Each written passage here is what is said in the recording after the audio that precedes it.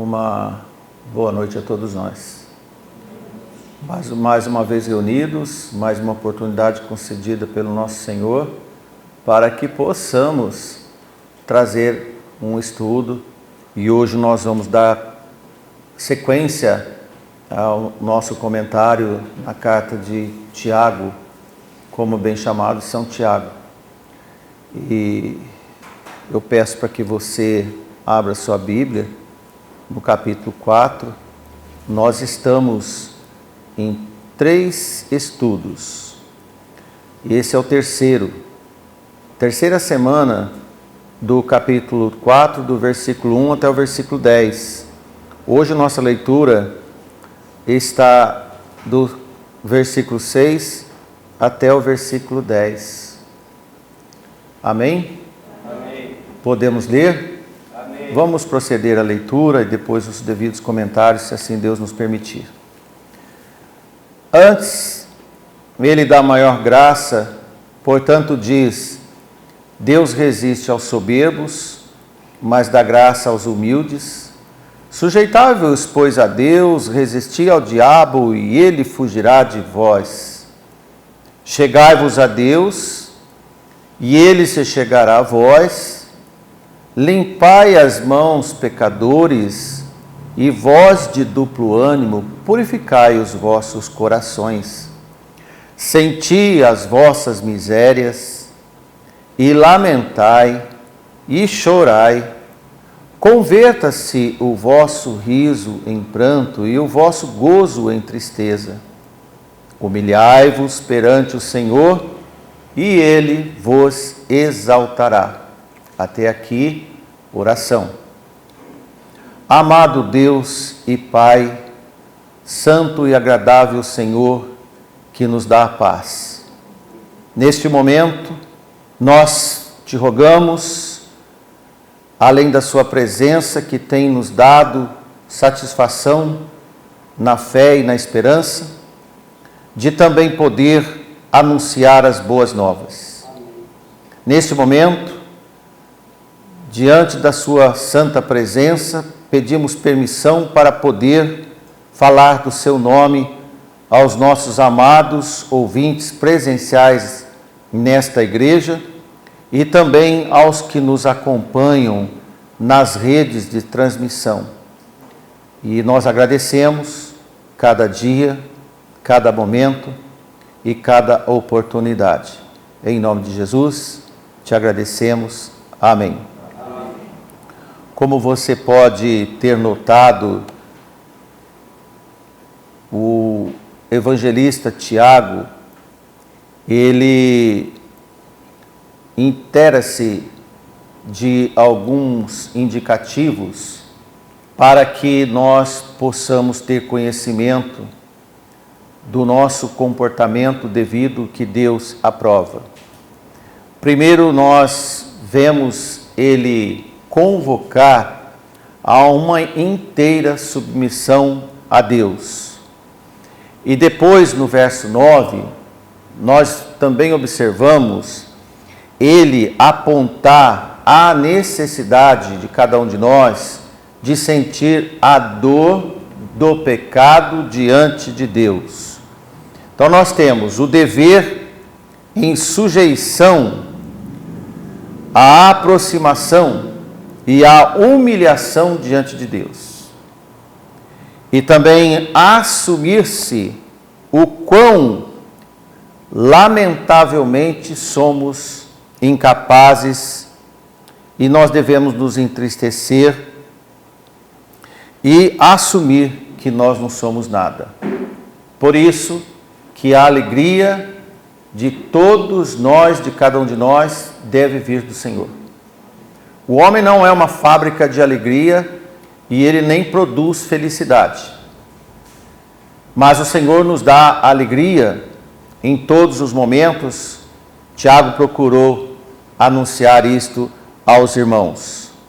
Por isso que Tiago assume e pede também para que todos os irmãos em Jerusalém assumissem as convicções sinceras de quem enfrenta provações e tentações, O fato é que precisamos confiar em Deus para resistir qualquer tipo de desejo. Este poder está disponível. Você deve agarrar a graça do Senhor para que Ele possa interferir nas nossas falhas, ajustar nossos termos de conduta, o nosso devido termo de conduta, que é a palavra de Deus, para que possamos ajustar a nossa vida diante dele. A ordem expressa numa frase desta leitura é que dependa de Deus, seja humilde e deixe Ele fazer a obra. E Ele faz.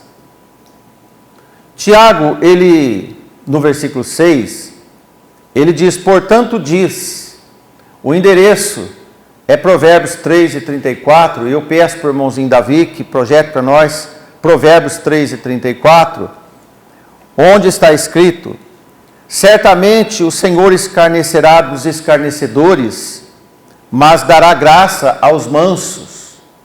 Isto é, o Senhor, Ele não tem nenhuma comunicação com quem escarnece ou zombeteia de qualquer atividade que deveria estar no momento de culto, louvor e adoração a Deus, qualquer trabalho. Pedro também emprega este Provérbios 3:34 para alertar os jovens sobre a necessidade de vigilância, onde a ordem geral é sujeição. Observe em 1 Pedro 5:5, nessas duas referências bíblicas, que se alastra no termo dos escritos de Tiago em 4:6. Semelhantemente vós, jovens, sede sujeitos aos anciãos, e sede todos sujeitos uns aos outros, e revesti-vos de humildade, porque Deus resiste aos soberbos, mas dá graça aos humildes. Um comportamento que está com toda dor e tristeza em desuso são jovens sujeitos aos mais velhos. E todos nós, entre uns aos outros, também sujeitos, para que possamos ter a atitude tão simples que é da humildade, porque ele diz, e nessas três referências, inevitavelmente Deus vai resistir aos soberbos, seja quem for, mas Ele vai agraciar aqueles que são humildes. Se existe uma classe que Deus tem resistência, são os orgulhosos, os soberbos, porque o orgulho torna qualquer um de nós egocêntricos e insujeitos, e leva a pessoa a concluir que ela merece por si mesma muitas coisas e mais e mais. Geralmente, você pode notar que são pessoas insubmissas.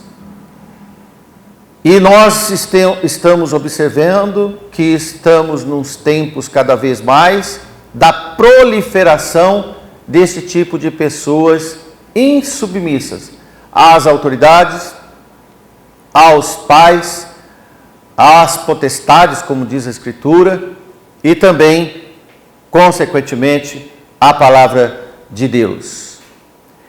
Na verdade, irmãos, esses apetites dos avarentos nunca são saciados, e eles desprezam a Deus em qualquer instância e ao próximo.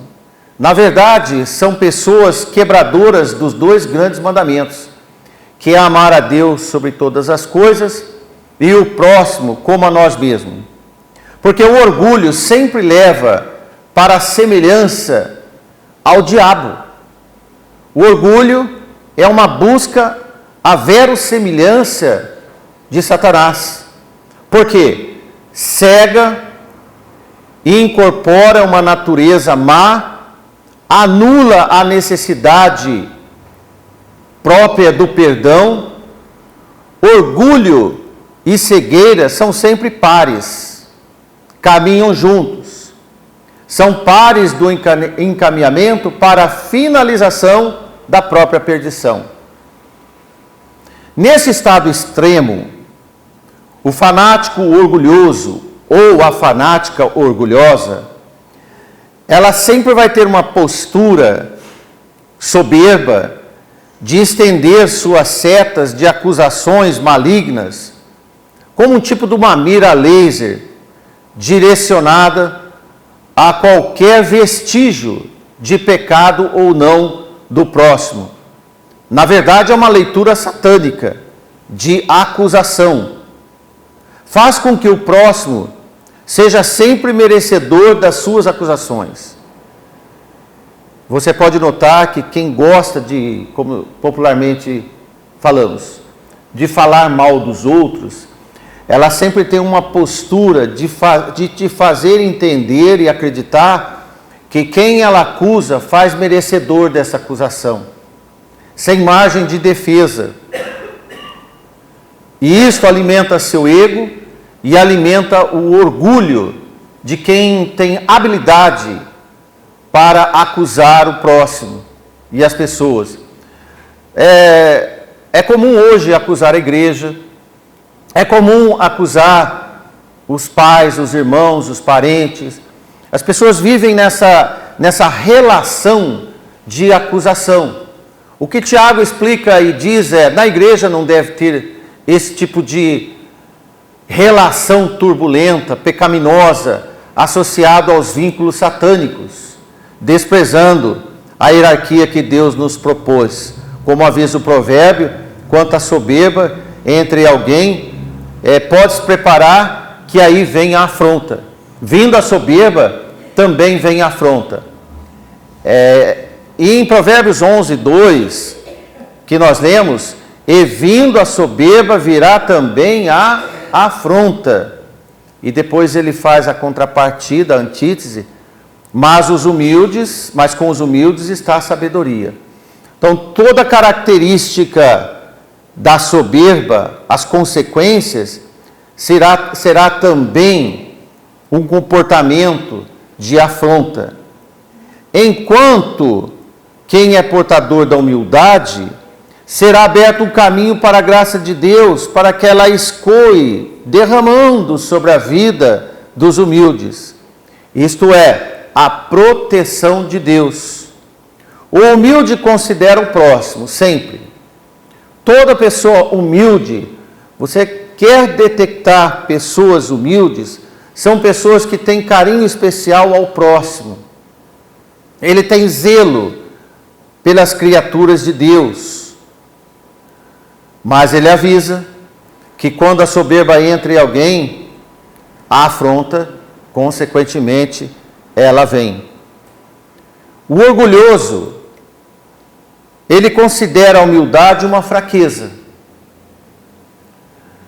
Toda vez que um orgulhoso olha para a possibilidade da humildade, ele considera uma fraqueza humana.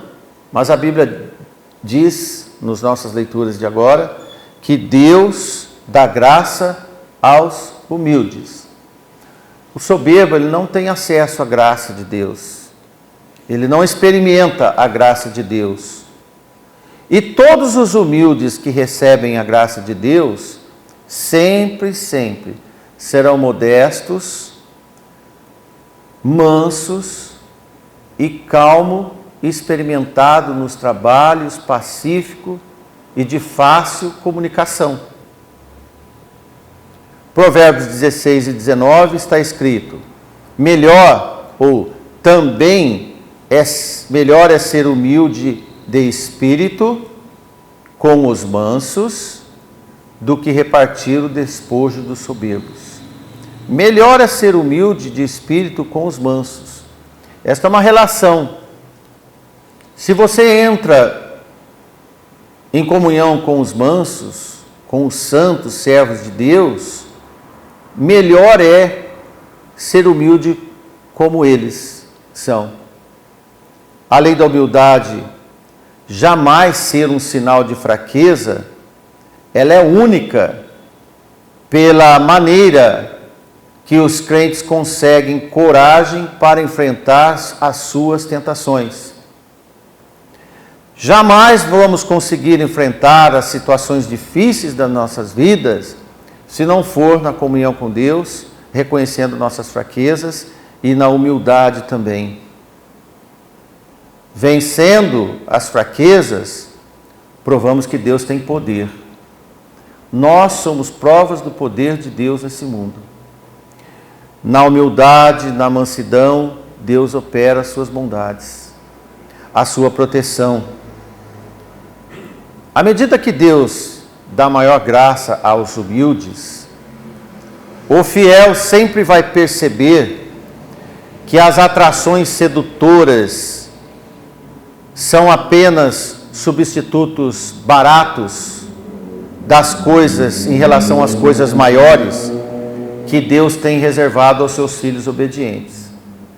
Preste bem, quanto mais você se entrega ao Senhor, mais Ele te abençoa, mais Ele te protege, mais Ele te esclarece, menos interesse você vai ter pelas coisas que as pessoas dão valor, que aumenta a soberba.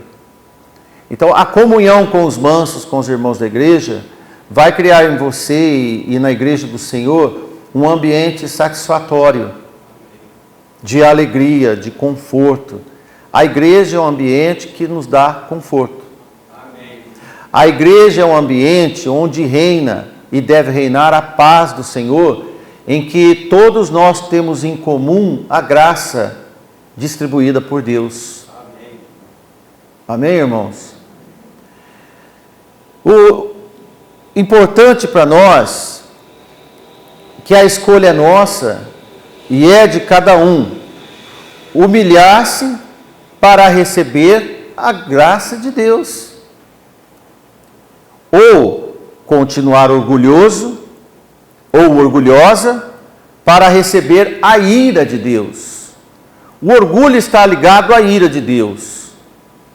A humildade está relacionado à proteção e à graça de Deus.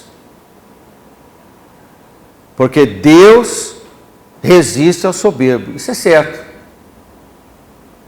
Veja o versículo 6. Antes, Ele dá maior graça. Portanto, diz: Deus resiste aos soberbos, mas dá graça aos humildes. Deus tem poder de resistência e de impedimento e tudo que um soberbo, porque Deus entende como provocação a soberba.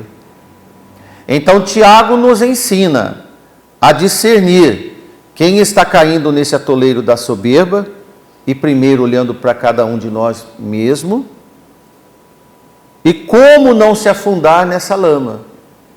Porque as pessoas se afundam na soberba por descuido. Alguns, por deixar a própria natureza dominar, e nesse domínio da própria natureza, o contentamento do seu eu. E olha, o remedinho caseiro, podemos dizer, o remédio caseiro eficaz, no versículo 9: senti as vossas misérias, lamentai e chorai, converta-se o vosso riso em pranto e o vosso gozo em tristeza. Irmãos, Tiago diz, estas medidas drásticas, e você pode ver, é um lado ou outro, não dá para você sentir-se miserável e também ter uma vida alegre demais, contente com tudo, saboreando numa felicidade. E ele diz que essas atitudes são, além de serem relacionadas, são necessárias. É o exercício para estimular a verdadeira humildade. Precisamos, todos nós, até o dia que Jesus voltar. Interessante e também é importante a igreja saber que os orgulhosos podem estar misturados como falsos humildes. E os falsos humildes não estão, como se imagina, entre os ricos, por exemplo, mas os falsos humildes podem estar entre os pobres, independentemente de classe social ou idade. É do coração. Apenas quem sujeita-se a Deus, reconhecendo tanto a sua amizade quanto a sua autoridade, é que pode exercer humildade que Ele tanto quer em cada um de nós. A nossa relação com Deus não é de igualdade, mas de servidão confiante. Ou podemos dizer, como Jesus disse, não vos chamarei mais de servos, mas de filhos, mas como filhos confiantes e obedientes.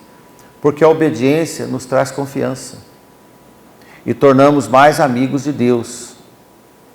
Lembra-se que Satanás se rebelou soberbamente, como que enfrentando em pé de igualdade o Criador.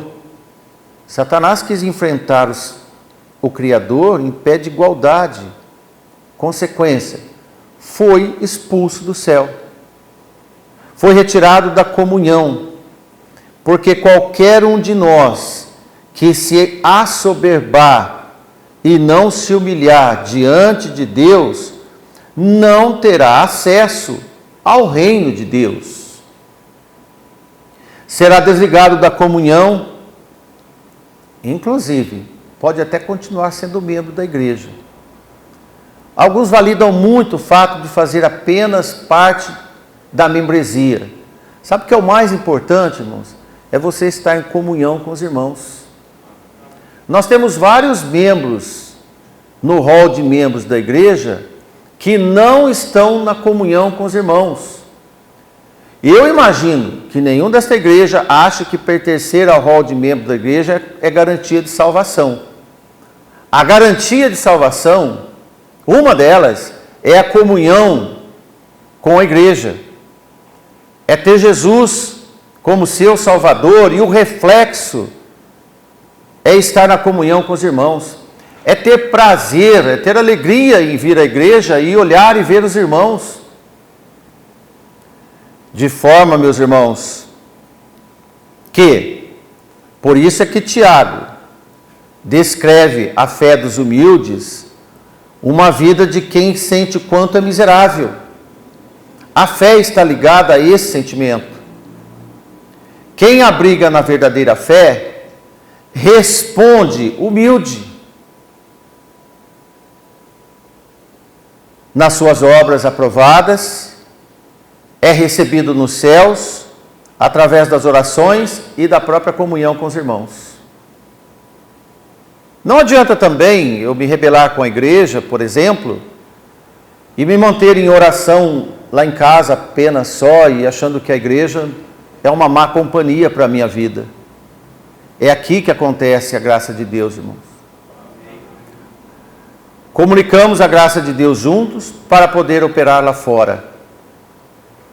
Amém? Amém. Senão, por que motivo Jesus criaria a sua igreja? Qual seria o motivo da igreja existir e dele colocar as autoridades da igreja, que ele tira, ele coloca, para nós não darmos o devido valor à igreja que o Senhor instituiu? Veja alguns versículos, referências sobre esse assunto. Efésios capítulo 6 e versículo 10, nós vemos algumas lições importantes. Paulo escreve: no demais, irmãos meus, fortalecei-vos no Senhor e na força do seu poder. Efésios 6 e 12, dois versículos à frente, um versículo conhecido, mas eu quero alertar você sobre um item desse versículo. Ele diz: porque nós não temos que lutar contra a carne e contra o sangue, mas sim contra os principados, contra as potestades, contra os príncipes das trevas desse século, contra as hostes espirituais da maldade nos lugares celestiais. Olha, os humildes no Senhor, em comunhão com o Senhor, não lutam mais contra a carne, como aqueles que ainda têm atração pelas coisas da carne. Porque a carne já não é mais objeto da sua própria vida. Então ele está sendo provocado por hostes celestiais da maldade, contra esses espíritos que querem te demover, te destituir da graça de Deus. 1 Pedro 5:8, mais um versículo: sede sóbrios, vigiai, porque o diabo, vosso adversário, anda de redor como leão bramando, buscando a quem possa tragar. Outro versículo conhecido, mas Pedro diz: não seja como alguém bêbado, isto é, seja sóbrio. Sede sóbrios. E só os sóbrios podem vigiar. Quem está embebecido não tem condição de vigiar. Mas os que são sóbrios, estão seguros, estão aptos, esses vigiam, porque ele sabe que numa qualquer vacilada, Satanás se faz presente para tirar você da graciosidade de Deus. A outra referência, 1 Pedro 5:6, mais uma vez a palavra: humilhai-vos, pois, debaixo da potente mão de Deus, para que a seu tempo vos exalte. Sempre assim, humilhe-se, que Deus vai te dar, como muitos irmãos gostam de dizer, Deus vai te dar a vitória. Mas primeiro você humilha, para que Deus te eleve. Não procure subir escadas da vida por si só, você vai cair num tombo. Humilhe-se, rebaixe, porque quem vai te conduzir degrau a degrau é o Senhor. Amém, irmãos? Considere isso. Como que eu subo escadas na presença de Deus? Como eu subo degraus na presença de Deus? Sendo humilde. Sendo humilde. Porque a humildade diante de Deus inclui o benefício da resposta imediata de Deus. Não estou dizendo de resultados práticos imediatos, mas nós estamos dizendo de resposta de Deus. Ele acalma o nosso coração antes de aplicar uma ação, por exemplo, no momento de dor, em qualquer momento. Assim podemos aproximar de Deus e Ele vai chegar-se a nós. Amém? Amém. Por isso, você vê a instrução nessa leitura nossa, no versículo 8, limpai as mãos.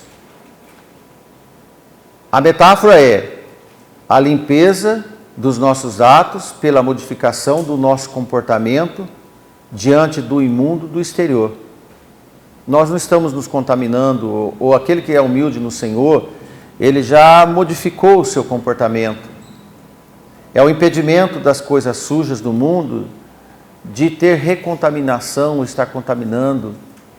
Lembra-se daqueles, ou se você já passou por uma época assim, que volta e meia você estava se contaminando com as coisas do mundo, tropeçava e caía, tropeçava e caía. Então ele fala, limpa a mão, lava logo. Lava e viva uma vida apenas para Deus. Isto é, separado, santificado. Deus não te quer cambaleando, porque tem comportamento sóbrio. Deus não te quer zigue-zagueando. E o profeta diz, levanta, que está com as mãos desconjuntadas, levanta e vamos caminhar.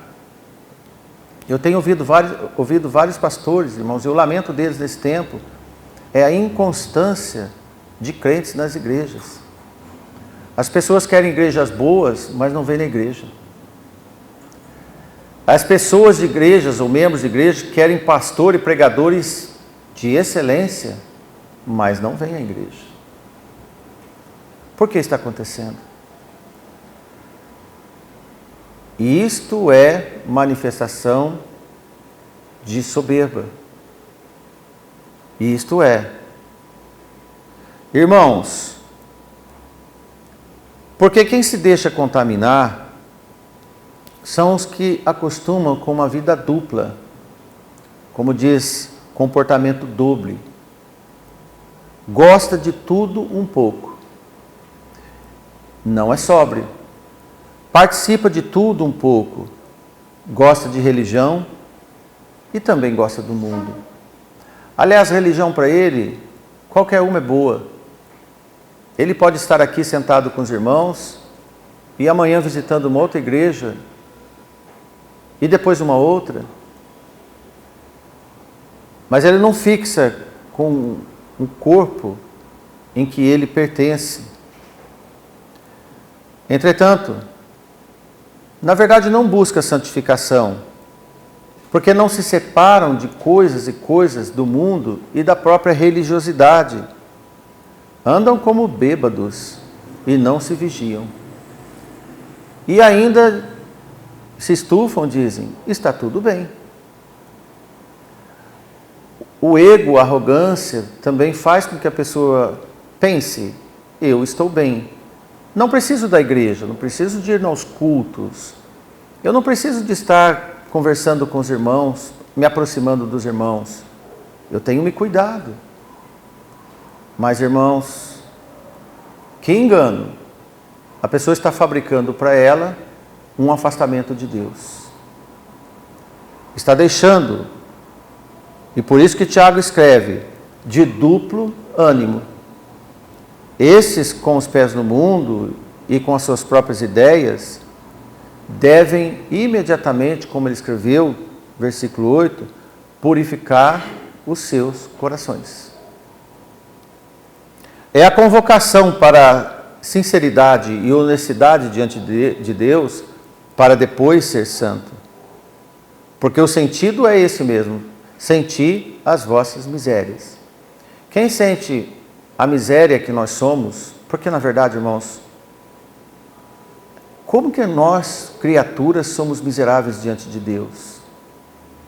Que quando nós sentimos as nossas misérias, nós não temos muitos argumentos diante de Deus e nem da igreja do Senhor. Todos nós que nos sentimos miseráveis, entendemos que a igreja é melhor que nós, que cada um de nós. Considerai-vos os outros superiores a si mesmo. E se você vem à igreja e vê que a igreja é melhor que você, amém. Agora, se você vem à igreja e acha que é melhor que os irmãos que estão ao seu lado, você tem problemas. Você tem um desenho que não é o que Deus quer da sua vida. Na medida que Deus se aproxima de quem busca primeiro o seu reino, também sentimos quanto a graça de Deus é maravilhosa. E que nada merecemos pelo que recebemos. Quando nós olhamos o que Deus tem feito na nossa vida e de coração sincero concluímos, não mereço, você está se humilhando a Deus, dizendo, sem Deus eu não posso fazer nada. Nada, nada, nada. E certos de que nós não somos merecedores, os termos escritos, como nós vemos, miséria, lamento, prantos e tristeza, são captados com o próprio sintoma da alma que se aproxima de Deus. Quanto mais você se aproxima de Deus, mais você vê o quanto nós somos fracos, o quanto somos incapazes. Quando isso acontece, fato inédito está acontecendo nas nossas vidas e na sua vida. Há uma morte acontecendo em você. A morte do orgulho. Quando você sente que não é nada, que é um trapo de imundície, senti as vossas misérias, diz a Bíblia, Deus está matando o orgulho. Deus está aniquilando o orgulho. E o sangue derramado na cruz está sendo validado, está sendo confirmado, está sendo selado. Amém? Amém. Porque o riso debochado, escancarado, sempre é a recusa de enfrentar o pecado com seriedade. De ser levado a sério como uma necessidade de Deus tirar esse estorvo da nossa vida. Quem não sente o pecado como um estorvo na sua vida, está de mãos dadas com ele. E quem anda de mãos dadas com o pecado e com uma vida permissiva, uma vida arregalada, irmão, como vai sentir miséria? Como vai lamentar? Como vai ter pranto e tristeza? Como se dizem por aí afora, vai estar muito bem com a vida, mas não vai estar bem com Deus. Reflexo, não vai estar bem com a igreja do Senhor. Não vai estar bem com a igreja do Senhor. Crente com muitas algazarras, como disse já, com muitos deboches, inquietudes, envolvidos em muitas atividades seculares, irmãos, ainda não se libertaram totalmente das algemas dos pecados para poder ter uma vida serena, calma, quieta e sossegada. Isto é bíblico. Não é invencionice da igreja nem do pregador que te dirige. É bíblico. Em Lucas 6:25, Jesus disse: ai de vós que estáis fartos, porque tereis fome. Ai de vós os que agora rides, de verbo rir, porque vos lamentais e chorais. Interessante que Jesus fala de um presente. Ai de vós que estão assim. Na verdade, Jesus está dizendo, se você não lamentar e não sentir quão miserável você é agora, você vai sentir depois uma outra realidade, mas as duras penas. Você compreende o tempo? Jesus não está falando para aquele que por si só já chega humilhado a Ele. Mas Jesus está direcionando aqueles que não têm coração para se humilhar diante de Deus.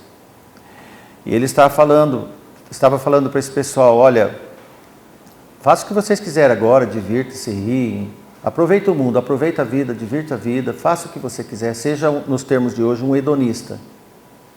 Mas um dia eu vou dizer para você, você vai arrepender, vai chorar muito, mas vai ser tarde.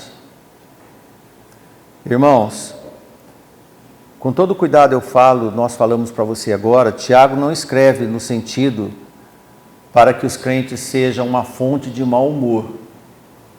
Não é isso. Ele diz que nós devemos ser alegres e contentes, contentados. E nem um passa-fome, embora o jejum faz bem. Você pode comer, pode apreciar as comidas que Deus fez, os lugares que Deus fez, os lugares que Deus criou, a natureza. Mas qualquer servo de Deus, quando vai nesses lugares, a primeira coisa que ele faz é dar glória a Deus. Senhor, como o Senhor fez esse lugar tão maravilhoso. Eu nem estou me cabendo aqui dentro. Eu vou sujar esse lugar. Mas como eu fui lavado pelo sangue do Senhor, eu vejo que há compatibilidade da salvação e a beleza que o Senhor fez.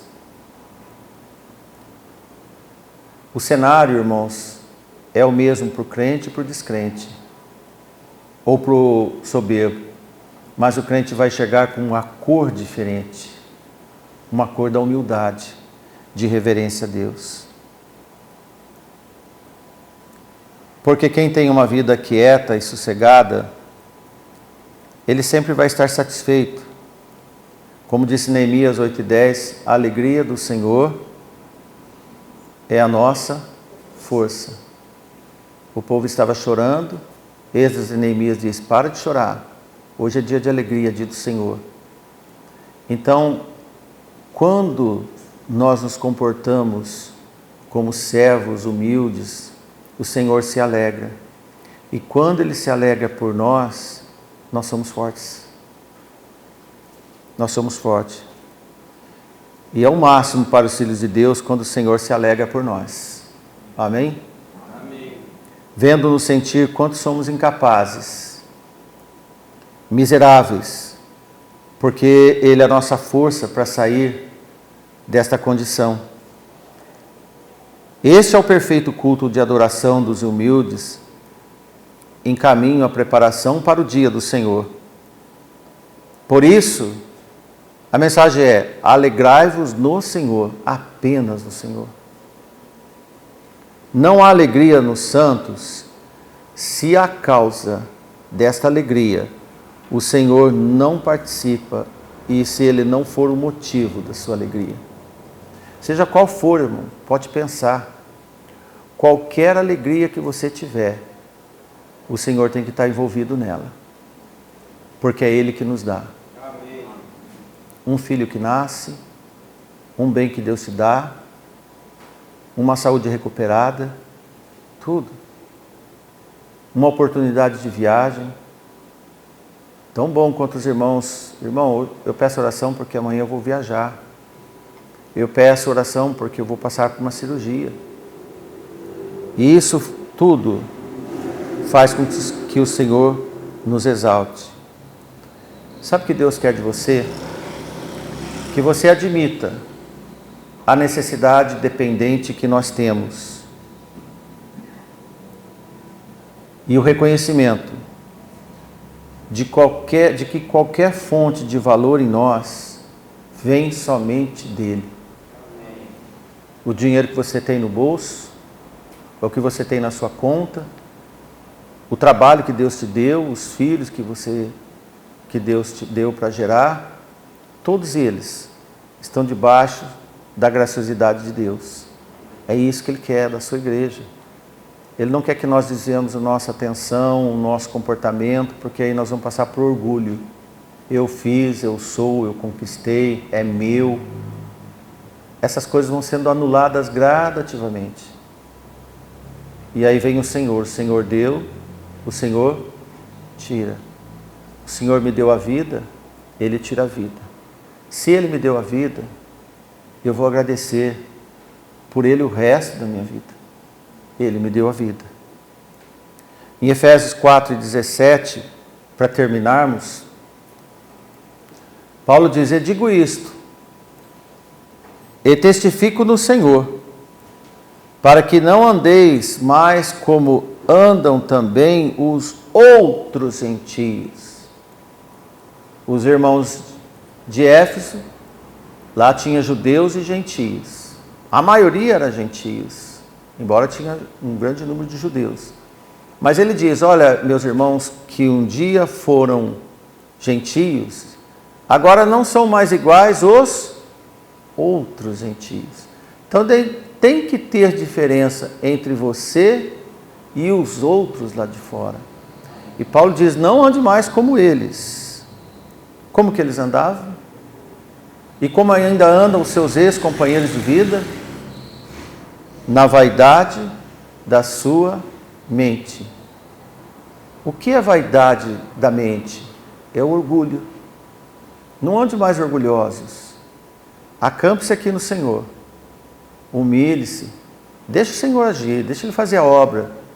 Os outros companheiros do passado lá fora não entendem a graça de Deus. Mas você entende. E quem entende a graça de Deus deve viver na graça de Deus. Amém. Irmãos, é muito bom. Melhor ainda, quando nós exercitamos a graça de Deus nas nossas vidas. Amém? Amém. Uma boa noite a todos nós.